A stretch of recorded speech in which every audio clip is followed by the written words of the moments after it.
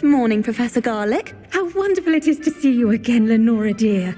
Oh, here, you'll need these for today's class. A little treat for your auntie. Oh, hello. Class, please welcome the newest rose in our garden. We do look forward to growing together. How thrilling it is to have everyone back together again. This year will be filled with enchantment and excitement, but the most important thing cultivated in herbology is knowledge. The prudent herbologist is no more afraid of the venomous tentacula than the bouncing bulb. Now then, today we will be acquainting ourselves with the mellifluous tuber known as the mandrake root. Accio. Let's see if we can't make our fibrous friends a bit more comfortable, shall we? First, let's protect our ears.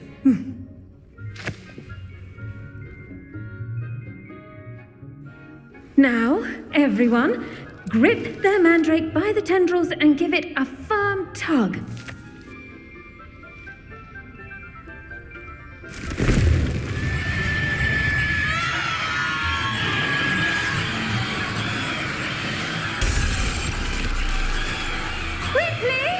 Place your mandrake in the new pot and cut down the soil!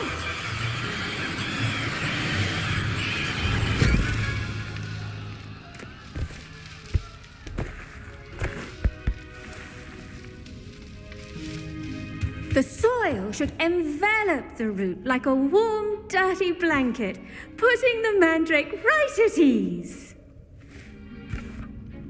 Reparo! I'm very sorry about that. Yours was a bit mature, I'm afraid.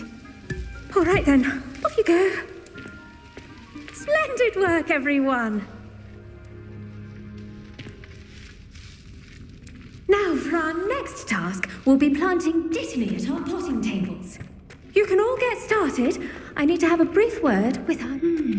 I wonder if hippogriffs like knotgrass. Yes, Professor. Firstly, well done with your mandrake. They can be rather difficult to get a grasp of. Actually, I enjoyed it. I couldn't help but catch your enthusiasm. How kind of you. It seems you're already taking to herbology like a mandrake to fresh soil. Now, as I mentioned, next we'll be planting dittany. Let us find you some seeds. I already have some, Professor. Picked them up in Hogsmeade. You visited the Magic Neep. Wonderful. A prepared student is bound to bloom. I've arranged for you to have your own potting table here in the classroom. Wasn't easy to spare one on such late notice. Plant the seeds there now, and you can return to harvest them later.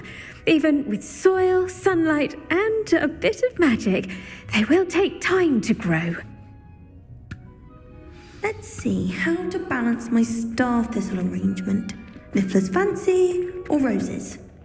Dittany's restorative properties make it a vital ingredient in the Wiggenweld potion, as you all should know from Professor Sharp's class.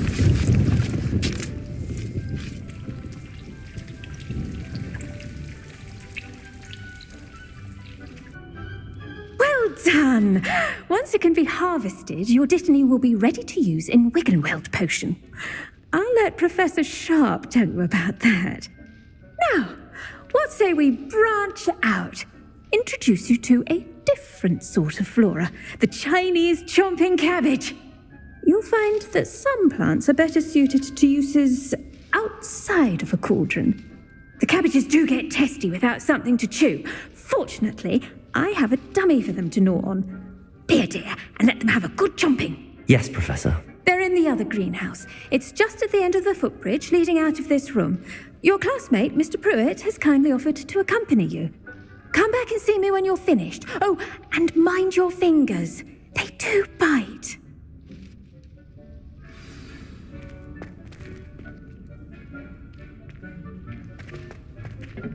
Hello. Saw you on your way to Hogsmeade the other day. Nice to meet you. I'm Leander. I'll be showing you the Chinese chomping cabbages. Up these stairs will take us there. But Nice work in Defense Against the Dark Arts, by the way.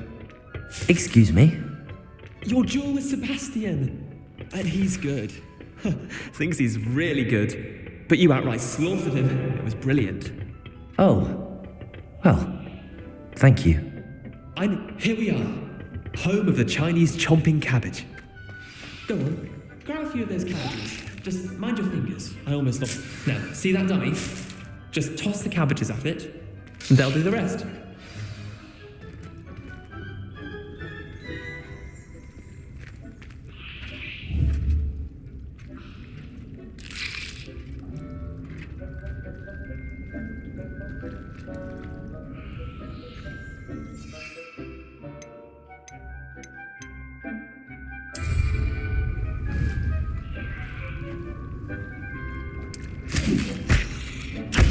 Look at that! They'll chomp on anything they can get their mouths on. Mum planted some in her garden last year to keep the gnomes out. Did save her the de-gnoming, but they left her honking daffodils and tatters. Vicious little bastards, aren't they? My kind of plants. Not like stupid booba tubers and bouncing bulbs. The kind of plants that'd have your back in a fight. Not saying you can't go it alone, but, well, imagine that wasn't a dummy. I suppose they could prove useful outside of the greenhouse. Nothing wrong with a bit of backup, even if it is from a cabbage. It's dogweed and deathcap has more of them, if you're keen. Other plants too. Ones your parents wouldn't plant in the garden. You get the idea. Anyway, we probably ought to head back to class. Take your time. I'll see you back in class.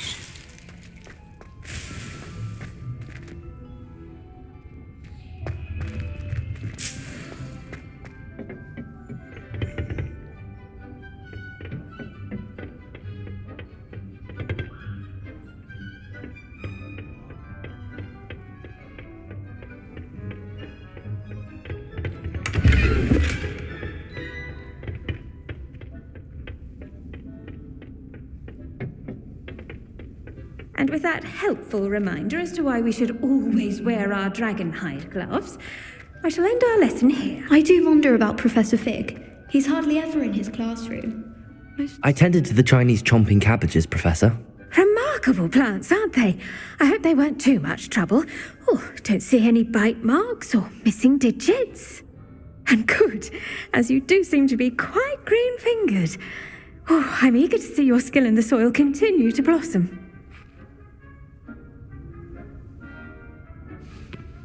Magical plants have so much to offer. I'm glad. Herbology is a bounteous subject.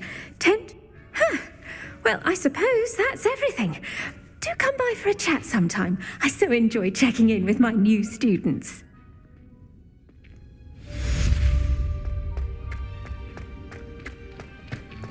Those mandrakes. The best time to plant a seed.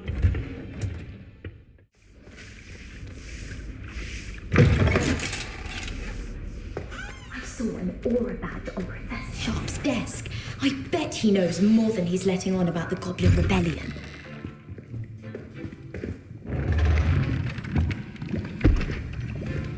Potions is one of the most challenging and hazardous subjects taught at this school. As fifth years, you will be required to reach new heights of both discipline and intellect. You will begin this term by brewing a Wiggenweld potion. Mr. Takar, can you tell us why this particular potion might come in handy? Yes, Professor Sharp. The Wiggenweld potion can be used to sterilize and even heal a variety of injuries. It can heal some injuries, but not all. Point for Ravenclaw. Before today's class is completed, each of you will have brewed a Wiggenweld potion of your own. You never know when you might need it. Please begin.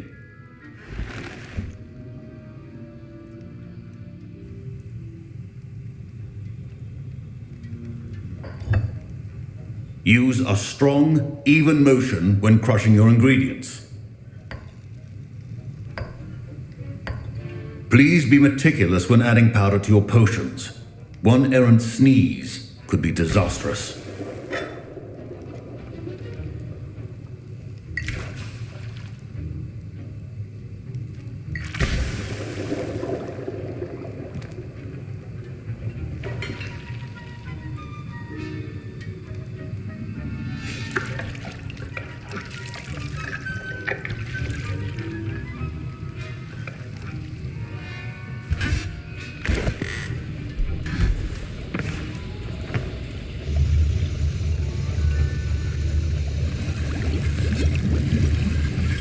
I see most of you have not forgotten how to stir.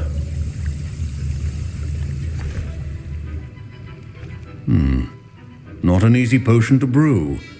Well done. And from what I hear of your recent exploits in Hogsmeade, you'd also do well to practice brewing the defensive Edurus potion. Professor Weasley had you acquire the recipe from J. Pippins, correct? Yes, sir. Good. For the moment, you can find the ingredients you need in my office. But in the future, you'll be expected to provide your own ingredients. Some can be harvested from the plants you grow in your Herbology class, and rarer ones can be purchased. Others, however, may be harder to obtain, and will require you to be a bit more resourceful.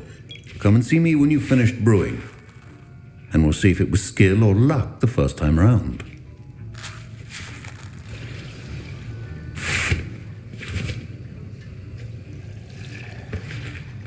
My parents considered keeping me home from school this year after the rumors of a goblin rebellion. Fine job brewing your first Wickenweld potion. But there are many potions yet to learn. This is going to be a busy year. Did I hear Professor Sharp say that you have permission to go into his office? He did say that. He wants me to get more ingredients to brew another potion. Brilliant! You, my friend, have been presented with an extraordinary opportunity. You remember me, don't you? Gareth Weasley. Ah, yes.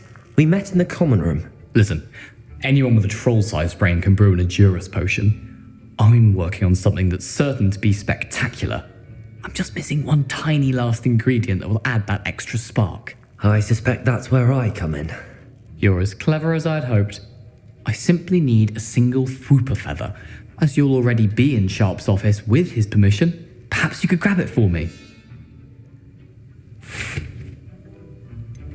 I don't know, Gareth. I don't want to get on Sharp's bad side. You won't. Fwooper feathers aren't that valuable. Sharp won't even miss it.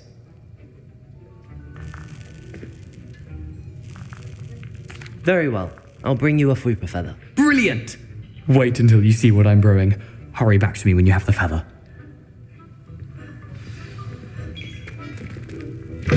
Keep your potion station organized and prepared.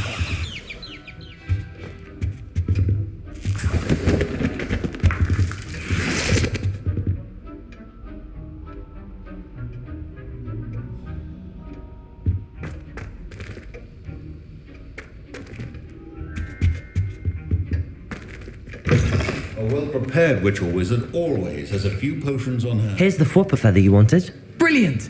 Thank you. This is going to take a moment to brew. You should get back to brewing your Edurus potion, and I'll tell you when this concoction's finished. Proficiency in potions are two things that cannot be rushed.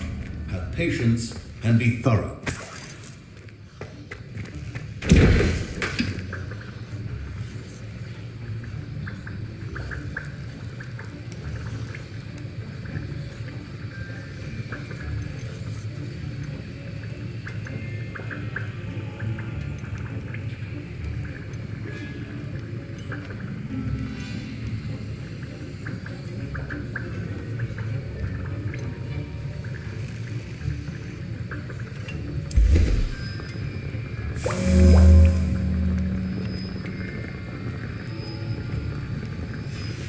And now we add the mallow sweet, and that's odd. What's happening? Wait, it's not supposed to. Ah! Get it! Dragondar! What happened? Well done, Gareth. What now, Mr. Weasley? Sorry, Professor. That'll be points from Gryffindor. Again. I brewed an Edurus potion as you asked, Professor. I'm surprised you had the time. You seemed rather busy helping Mr. Weasley brew chaos. I'm sorry, Professor. I was merely trying to help a friend. Taking responsibility for one's actions does go a long way with me. I shall assume that you've learnt a lesson. As for the work you did today at your own cauldron, I will say you've done well. I confess I was skeptical given the advanced nature of this class and the fact you're a new student. I'm glad I was able to meet your expectations. a rare occurrence, and you do well to remember that you're not a potions master quite yet. In addition to having a solid grasp of how to combine various ingredients, you should gain an understanding of the ingredients themselves. Pay particular attention in herbology. The plants you nurture there are often essential to the potions you brew here. That'll be all.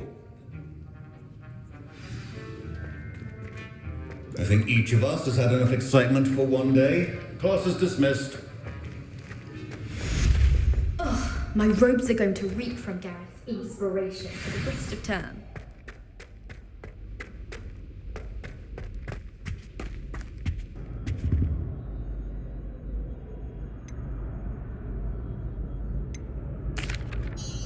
That was an interesting class.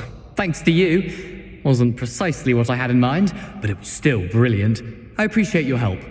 I hope Sharp wasn't too disagreeable when you handed in your potion. Heard him talking about taking responsibility. Professor Sharp was annoyed, but we sorted it out. No harm. Cheers to that. He probably had a good chuckle after we left. Sharp may seem gruff, but I'd bet a few galleons he blew up a potion or two in his day. Best be off. Next time we talk, I promise, fewer explosions.